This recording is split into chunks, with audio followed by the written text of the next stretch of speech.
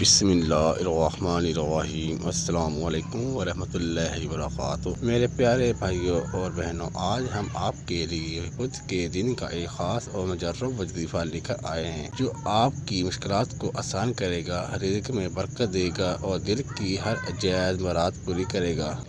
یہ وظیفہ کس طرح کرنا ہے اور کیا فضائل ہیں، مکمل جاننے کے لیے ویڈیو کو آخر تک دیکھیں۔ لیکن اس سے پہلے اگر آپ میرے چینل پر نئے ہیں تو برائے مہربانی میرے چینل کو سبسکرائب کریں تاکہ آپ کو مزید ایسے بابرکت وظائف ملتے رہیں۔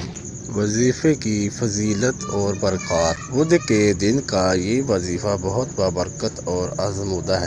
جو شخص اسے سچے دل سے کرے گا انشاءاللہ تعالی اس کے لیے اللہ تعالی کے غیب سے مدد کے دروازے کھلیں گے۔